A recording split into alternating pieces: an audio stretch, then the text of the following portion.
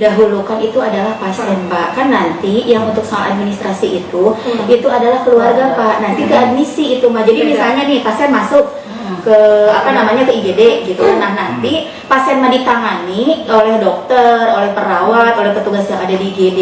Nah nanti keluarga Pak, jadi keluarga itu pasti ditanya gitu, ini penjaminnya apakah bapak ibu punya BPJS atau punya asuransi lain, kalau misalnya kecelakaan apakah ada jasa harjanya gitu.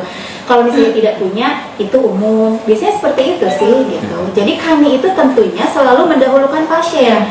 Jadi pasien mah pasti ditangani. Cuma untuk administrasi itu biasanya sama keluarga. Kita tidak menanyakan administrasi itu sama pasien, karena pasien mah kita fokus untuk ditangani, ditindak pasien mah gitu. Cuma kalau administrasi itu biasanya nanti di admin Pak yang sebelah IGD gitu. Itu seperti itu. Jadi ya itu tadi bahasanya sebelum ditangani, sebelum menyelesaikan administrasi belum ditangani gitu. Prosedur di kami Pak, itu kami juga kalau misalnya ketika ada pasien, tentunya pasien mah pasti didahulukan, tapi administrasi itu keluarga Pak.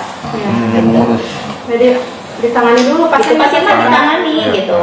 Tapi kan nanti kan soalnya kan kami ketika di input Pak, itu kan ketika BPJS kan beda ya gitu kan. Jadi kan pasti harus ditaruh ini penjaminnya itu apa gitu. Apakah kalau kecelakaan jasa harja, atau apakah BPJS atau BPJS TK atau BPJS kesehatan atau asuransi lain.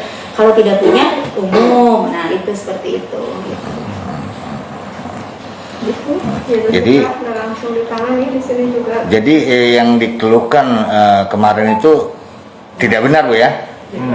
Karena prosedur yang kami lakukan di rumah sakit kami selalu mendahulukan pasien Pak. Jadi kalau administrasi juga tentunya kami tanyakan gitu. Tetapi itu mah nanti kepada keluarga. Pasien mah kan masuk Pak, itu pasien. Pasien mah ditangani dulu Pak gitu. Keluarga pasti di nurse station itu ditanya ini penjaminnya apa gitu.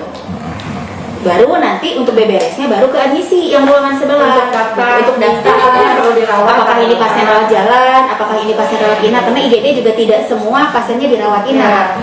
Bisa saja itu pasiennya hanya diobservasi sebentar atau pasiennya pulang, tapi pendaftarannya ada di sebelahnya. Tapi ketika pasien datang biasanya kan suka nanya ke keluarganya, ini nanti ada admisi IGD, ada nanti arahkan ke admisi IGD sambil menunggu dokter yang menangani. Ada Pak, jadi dokter itu kalau dokter IGD itu dia 24 jam. Berapa jam coba? 24 jam, ada dokter, ada perawat, itu ada Pak, dan ada admin di situ. Dan waktu pasien datang diperiksa perawat dan diperiksa dokter itu nggak lama. Jadi ketika pasien datang tuh pasti langsung ditangani itu. Ketika masuk lewat pintu IGD langsung ke triase di depan, langsung nanti dipindahkan. Ini triasenya apa gitu. Seperti itu sih. Jadi prosedurnya memang seperti itu Bu ya. Jadi proses apapun yang dikeluarkan oleh ungkapan dari Pak Ades sendiri adalah mungkin itu salah atau bagaimana itu. Jangan kemarin statementnya. Jadi gini kan, namanya asumsi masyarakat gitu kan. Beda-beda ya. Beda-beda. Yang jelas secara prosedur, secara SOP itu untuk penanganan pasien itu kan dengan administrasi sebenarnya beda ruangan, dari ruangan saja sudah berbeda. Tentunya berdasarkan SOP pasien itu masuk ke IGD itu kan ada, kalau akan ke IGD itu kan ada yang warna-warni itu. Biasa itu kan untuk penilaian kondisi pasien, kondisi awal pasien. Tentunya ketika pasien masuk IGD itu langsung ditangani, entah itu perawat, entah itu dokter. Yang jelas perawat dan dokter itu standby 24 jam.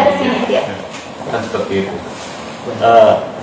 Sambil pasien ini diberikan tindakan penanganan oleh perawat dan oleh dokter, administrasi juga harus berjalan, karena memang kami juga memang secara, karena kita nih rumah sakit daerah, jadi administrasi juga harus tertib. Jadi tapi tidak kami juga menanyakan masalah administrasi ke pasien, tapi ke keluarga. Pasien ditindak, keluarga mengurus administrasi. Jadi seperti itu. Jadi secara ruangan saja sudah berbeda, sudah berbeda. Dan secara SOP juga kalau pasien pasti ditindak. Jadi jangankan pasien yang datang dengan keluarga, ini kan pasien yang kan banyak nih suka kayak anak PAN, misalkan ODGJ, itu kami pun memberikan tindakan terlebih dahulu, baru kami berkoordinasi dengan dinas sosial. Jadi secara SOP, secara prosedur itu seperti itu. Tapi memang kami juga menghargai asumsi masyarakat itu memang berbeda-beda. Apapun masukan dan kritikan tentu akan kami terima. Itu jadi bahan evaluasi juga buat kami. Kalau memang ternyata dengan SOP, dengan prosedur yang sudah seperti itu pun di masyarakat mungkin masih ada yang merasa bahwa kok ini tidak benar nih. Tapi apapun itu, seperti kami sampaikan tadi dijelaskan oleh Bu Direktur juga, kami menghargai setiap masukan, setiap kritikan untuk pada evaluasi. Cuma secara prosedur itu seperti itu, Kang. Jadi gitu mungkin. Nah ini juga ada penanggung jawab IGD-nya. Nah biasanya kalau di IGD penerimaan pasien seperti apa, Tia? Kalau pasien rujukan ataupun datang sendiri, datang ke IGD kan langsung ditangani ya Pak ya. Yang pertama mungkin kita ditangani sama perawat terlebih dahulu. Itu pun hanya beberapa menit. Setelah itu kan ke dokter yang jagakan, nanti dokter jaga yang meriksa.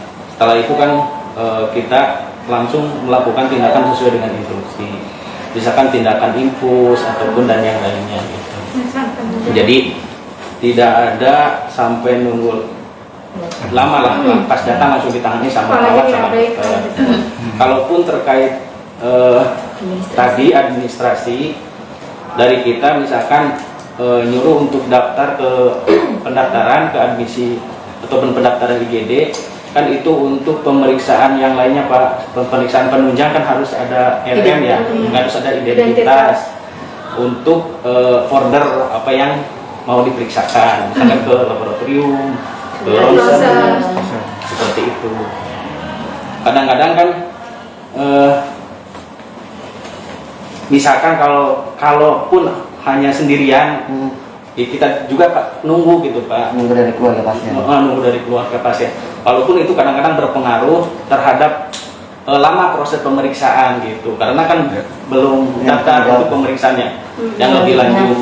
Jadi untuk beberapa apabila tidak ada pihak keluarga, jadi pasien itu tetap dilayani. Dilayani. Awal dilayani. Namun ibadah untuk tindakan lebih lanjut menunggu pihak keluarga. Iya. Oh, gitu. Misalnya tindakan lanjutnya operasi, Tindakannya pemeriksaan lab, pemeriksaan itu kan biasanya langsung dilakukan. Karena perlu konsul Pak. Kalau operasi gitu kan, misal pasiennya tidak sadar kan harus ada info konsen. Tapi kalau misalnya darurat langsung. Nah kemarin yang dialami oleh keluarga Ade Vampir itu ada bahasa menunggu dokter tidak? Tidak ada dokter mas standby di situ ya. Soalnya dokter IGD mah 24 jam, jadi pasti ada dokter.